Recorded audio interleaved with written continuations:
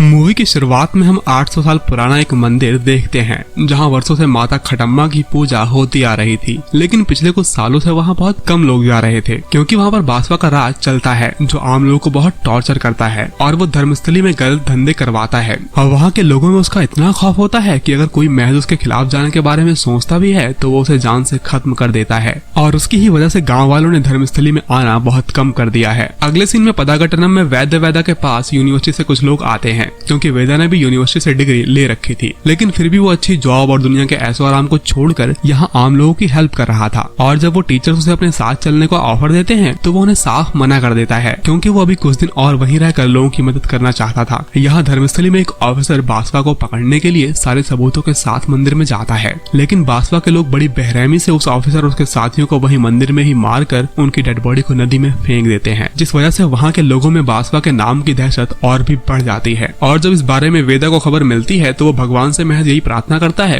कि उनकी मदद के लिए वहाँ कोई आए। तभी हमें मूवी का मेन कैरेक्टर आचार्य दिखाया जाता है जो पदागट्टनम गांव में ही रहने आया होता है और वहाँ पर वो कारपेंटर बनकर रहने लगा था, लेकिन उसकी असलियत हमें कहानी में आगे मालूम चलेगी। दरअसल वो वहाँ पर अपने दोस्त के किए हुए वादे को पूरा करने और बासवा के आतंक को खत्म करने आया है। आचार्य गाँव में ही एक छोटे से घर में रहता है और उसके पड़ोस की फैमिली उसकी मदद करती है। उसी फैमिली में एक छोटी सी लड़की भी रहती है जिसका नाम उमा होता है और उसे संगीत का बहुत शौक होता है। एक दिन जब वेदा धर्मस्थली में पूजा करने जाता है तो बासवा का आदमी बिट्टा उसे लात मारकर गिरा देता है। इससे वेदा के लोगों को बहुत बुरा लगता है, लेकिन वो मजबूर होते हैं इसलिए वो कुछ नहीं कर पाते और चुपचाप अपने गांव लौट जाते हैं। लेकिन जब इसकी खबर आचार्य को लगती है तो वो बिट्टा के अड्डे पर पहुंच जाता है और वहाँ पर भी बिट्टा एक लड़की को परेशान कर रहा होता है, लेकिन तभी आचार्य वहाँ बिट्टा का चिट्ठा खोल देता है और वो उसकी बहुत बुरी तरह से धुलाई करता है जिसमें उसका पैर टूट जाता है और वो यही पैर था जिससे उसने वेदा को लात मारी थी। अब दूसरे दिन बिट्टा को इलाज के लिए वेदा के पास ही ले जाया जाता है और वेदा उसका इलाज करता है। यहाँ दूसरी तरफ हैदराबाद में हम राठौर नाम के एक बिजनेसमैन को देखते हैं जो किसी फॉरेस्ट पर कब्जा करना चाहता था। साथ ही हमें ये पता चलता है कि कुछ टाइम पहले राठौर के लोगों को आचार्य ने मारा था। अगले सीन में हम नीलांबरी नाम की एक लड़की को देखते हैं जो धर्मस्थली के पंडित की बेटी थी। इसके बाद रात में पदागट्टनम में एक लड़की लापता हो जाती है और सारे गाँव वाले उसे ढूंढने लगते हैं। दरअसल उस लड़की को बासवा के लोगों ने ही घेर लिया था और जब वो लड़के उसे छेड़ रहे होते हैं तभी आचार्य वहाँ पहुँच जाता है और वो उनकी बहुत धुलाई करता है और साथ ही उन्हें समझाता है कि तुम यहाँ अपनी पढ़ाई पर ध्यान दो। इसके बाद आचार्य उस लड़की को लेकर चला आता है। दूसरे दिन आचार्य के पास उमा आती है और वो कहती है कि मैं कई दिन से अपने बाबा से बांसुरी लाने को कह रही हूँ, लेकिन वो मेरी सुन ही नहीं रहे हैं। तभी आचार्य अपने सामान में से एक बांसुरी निकाल कर उमा को दे देता है और जब उमा वही बांसुरी अपने टीचर नीलांबरी के सामने बजाती है तो वो समझ जाती है कि ये बांसुरी तो सिद्धा की है जिससे वो प्यार करती थी। और सिद्धा के बारे में जानने के लिए नीलांबरी अपने पिता के साथ आचार्य से मिलने आती है। पंडित जी आचार्य से कहते हैं कि सिद्धा के जाने के बाद से धर्मस्थली में अधर्म का राज हो गया है और न जाने वो दिन लौट कर आएगा कि नहीं जब धर्मस्थली में पहले से धर्म का राज होगा। अगले दिन वहाँ माता का रथ खींचना था जिसे हमेशा बासवा ही खींचता था और वो किसी को भी उसे छूने भी नहीं देता, इसलिए आचार्य रंगों के बीच में बासवा के हाथ पर चाकू से वार कर देता है और आखिरकार इतने सालों के बाद पदागट्टनम के लोगों को रथ खींचने का मौका मिलता है।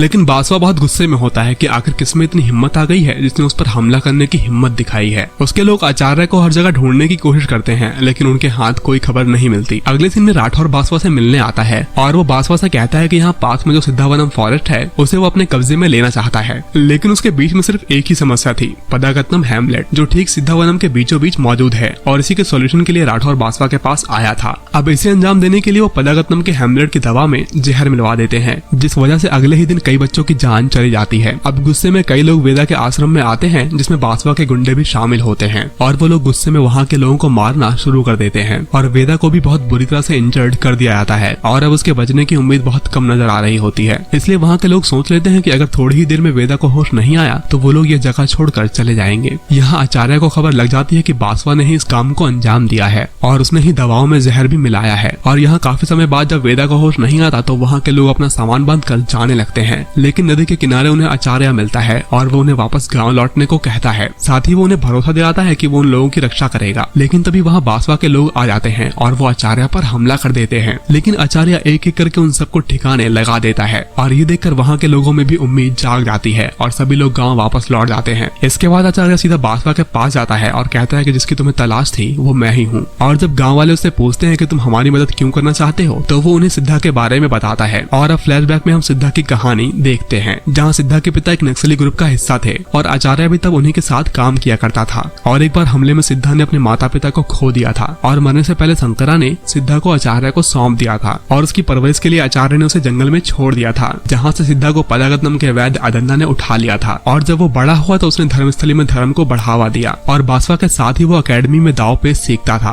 लेकिन बासवा शुरू से ही धर्मस्थली में राज करना चाहता था, लेकिन वो ये भी जानता था कि सिद्धा के होते हुए वो कोई भी गलत काम नहीं कर पाएगा। यहाँ सिद्धा और नीलांबरी में प्यार हो जाता है और एक दिन राठौर का बड़ा भाई धर्मस्थली में बिजनेस का ऑफर लेकर आता है। वो वहाँ के मंदिर को तोड़कर टूरिस्ट प्लेस बनाकर पैसे कमाने का ऑफर देता है, लेकिन अदन्ना उसे इसकी इजाजत नहीं देता और सिद्धा भी उसे बहुत प्यार से समझाता है और मौके का फायदा उठाकर बासवा राठौर के भाई से हाथ मिला लेता है और वो सिद्धावनम में अपने कुछ लोगों को भेजकर वहाँ अपना बोर्ड लगवाने की कोशिश करता है। लेकिन रात में जब कुछ लोग वहाँ अपना बोर्ड लगाने पहुँचते हैं तो कोई उन्हें जान से मार देता है और ये काम किसी और का नहीं बल्कि सिद्धा का ही था। यहाँ नीलांबरी के पिता अदन्ना के पास आकर उनसे नीलांबरी और सिद्धा की शादी के बारे में बात करते हैं, लेकिन अदन्ना उन्हें बताते हैं कि सिद्धा उनका बेटा नहीं है। यहाँ बासवा और राठौर का भाई खतम्मा मंदिर को गिराने का प्लान बनाते हैं, साथ ही उनका प्लान सिद्धा को भी मारने का होता है। इसलिए प्लान के मुताबिक बासवा सिद्धा को आकर बताता है कि कुछ लोग मंदिर को तोड़ना चाहते हैं। ये सुनकर अदन्ना को दिल का दौरा पड़ जाता है, जिससे उसकी मौत हो जाती है। यहाँ जब सिद्धा मंदिर को तोड़ने से बचाने के लिए जाता है तो राठौर के लोग उस पर भी हमला कर देते हैं, जिसमें वो सबके साथ साथ राठौर के भाई को भी जान से मार देता है। लेकिन इसी बीच बासवा चुपके से आकर सिद्धा को चाकू मार देता है, जिससे सिद्धा बुरी तरह घायल हो जाता है और कुछ लोग उसे अपने साथ जंगल में ले जाते हैं, जहाँ सिद्धा के होश में आने के बाद वो लोग उसे माता पिता की कहानी बताते हैं। तभी वहाँ आचार्य आता है और सिद्धा उसे गले लगा लेता है और अब सिद्धा उनके साथ ही मिलकर काम करने लगता है। एक बार जब आचार्य का आदमी अपने घर वालों का अंतिम संस्कार करने जाता है तभी आर्मी उस पर हमला कर देती है और सिद्धा अपनी जान जोखिम में डालकर उसे आर्मी के चंगुल से बचा लेता है। और एक दिन जब उनके पड़ोस के गांव में कुछ लोग मरने लगते हैं तो उन्हें पता चलता है कि जंगल में राठौर के लोगों की माइनिंग शुरू हो रखी है, जिससे ये लोग मर रहे हैं। और जब इस बारे में राठौर को पता चलता है तो वो खिल्ला को हायर करता है